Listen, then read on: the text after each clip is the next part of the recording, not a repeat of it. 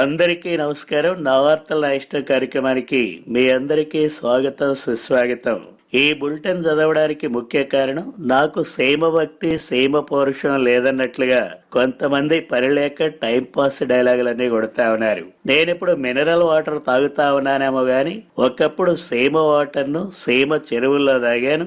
ఆ విషయం వాళ్ళంతా కూడా గుర్తుంచుకోవాలి. నా రక్తంలో కూడా సీమ పౌరుషం ఉంది. సీఎం అయినంత మాత్రాన, అమరావతిని రాజధానిగా అభివృద్ధి చేస్తున్నంత మాత్రాన సీమ డిఎన్ఏ బ్లడ్ గ్రూప్ ఏమీ మారదమ్మా తమ్ముళ్ళు. మా బాలయ్య మాదిరిగా ప్రతిసారి మరి నేను తొడగొట్టాలంటే కుదరదు.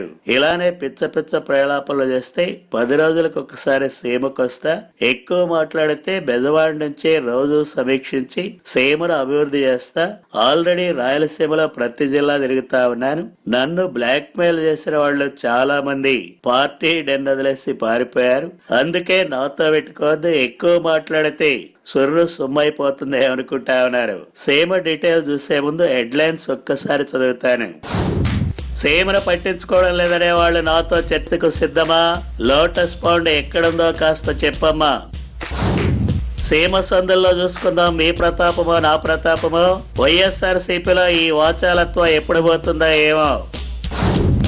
ఏపీలో మన కాన్సెప్ట్ బీహార్లో లాలూ నితీష్ ని గెలిపించింది.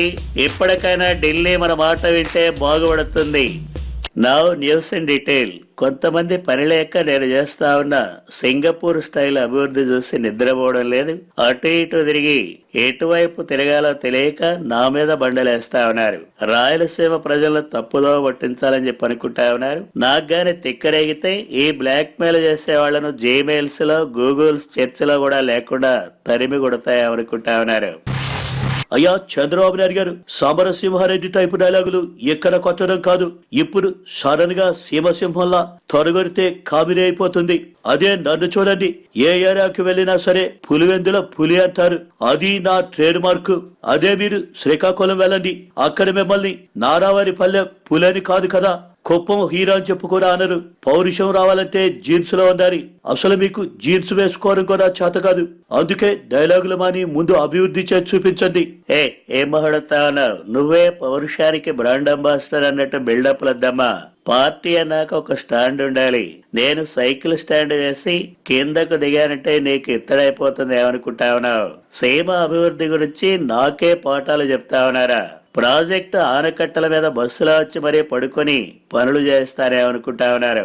దమ్ముంటే చర్చకు రండి, అంతేగాని సెంటిమెంట్ తో రెచ్చగొట్టాలని చెప్పనుకుంటే దానికి ఆయింట్మెంట్ ఎలా రాయాలో నాకు మా బాగా తెలుసమ్మా.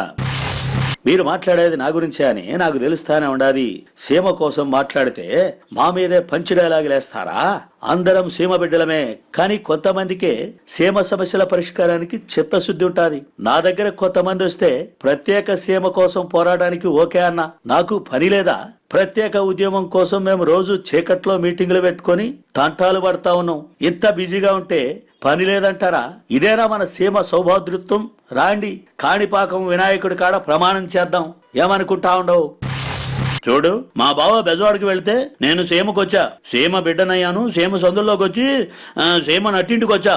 అలాగే సీమ ఎమ్మెల్యేను కూడా అయ్యి మీసం మెల్లేశాను. దమ్ముంటే కొండారెడ్డి బురుజు దగ్గరకు వస్తారా? రమ్మనండి. కడప గండికోట దగ్గరకు వస్తారా? రండిరా. నేను కత్తెత్తితే ఏ ముక్క ఏ బాడీతో మ్యాచ్ చేయడానికి ఫోరెన్సిక్ ల్యాబ్ వాళ్ళు కూడా కాదు. బాలయ్య, మా బాగా చెప్పావు. కాకపోతే నువ్వు మాట్లాడుతా ఉన్నది వాళ్ళతో కాదు, నాతో. అది ముందు గుర్తుంచుకో అమ్మా. Okay Balayya, be cool. మిగతా వివరాలు చూసే ముందు ఇప్పుడు ఒక బ్రేక్ తీసుకుందాం తమ్ముళ్ళు. Take a break. Welcome back to నా వార్తల నా ఇష్టం. నమస్తే సార్, నేను ఎర్రబల్లిని మాట్లాడుతున్నా. ఆ సీమ దిక్కు కాదు, కాస్త మా దిక్కు కూడా చూడుర్రి. ఒక ఆయన మన పార్టీలో చాలా ఎక్కువ మాట్లాడుతున్నాడు. నిన్నగాక మొన్నొచ్చి అప్పుడే మొనగాడన్నట్టు బిల్డప్లు ఇస్తున్నాడు. కొద్దిగా తగ్గుంటే మంచిది. ఆయనకు మీరు ఎంత చెప్పినా అర్థమైతేలే. ఏదో చిన్న పోరగాడు జోకులు వేస్తున్నాడని ఊకుంటున్నాం. అంటే రెచ్చగొడుతున్నాడు సార్. మీరు వర్కింగ్ ప్రెసిడెంట్ పోస్టు ఇచ్చినాక పోజులు గిట్ల కొడుతున్నాడు గాని టైంకైతే ప్రచారానికి వస్తలేడు. కొద్దిగా మీరే చెప్పాలి.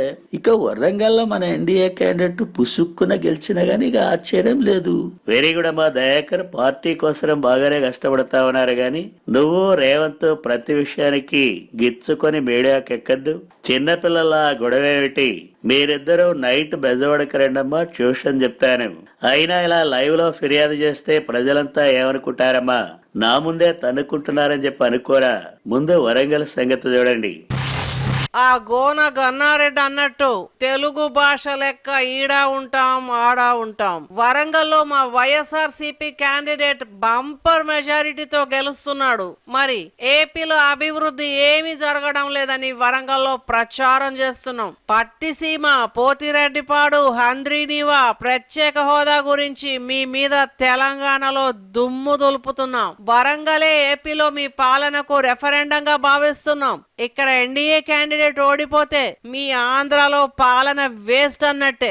అది గుర్తుపెట్టుకోండి చంద్రబాబు నాయుడు గారు. అందుకే మీ పార్టీని సైకో పార్టీ అంటా ఉన్నారమ్మా. వరంగల్లో ప్రచారానికి మీకు టాపిక్ లేదా?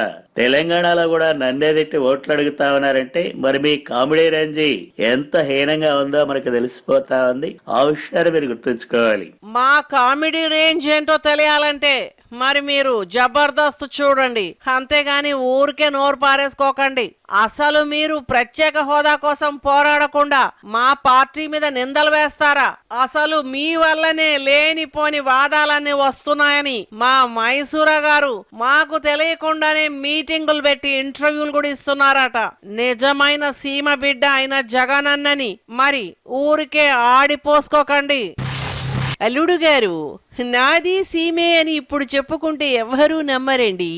సీమ సరుకు అన్నది అసలు ఈ విధంగా ఉండదు కదండి అల్లుడు గారు. మా జగన్ బాబును చూసి నేర్చుకోండి. మడమ తిప్పని వంశంలో పుట్టి సీమ పౌరుషాన్ని సినిమాల రేంజ్కి తీసుకెళ్లాడు. అసలు మా నిమ్మకూరమ్మాయిని చేసుకుని మీరేనాడో కోస్తా అయిపోయారండి. మా మనవరాల్ని మీ అబ్బాయికి చేసుకుని డబుల్ కోస్తా అయిపోయారు. ఇప్పుడు కూడా మీరింకా నాది సీమే నీది సీమే అంటే జనం నవ్విపోరు? మీరే చెప్పండి అల్లుడు గారు. అడ్డమైన వాళ్ళంతా లైవ్ లోకి దూరి ఈ మాదిరిగా డిస్టర్బ్ చేస్తా ఉంటే వార్తలు చదవడం చాలా ఇబ్బందిగా ఉంది తమ్ముళ్ళు.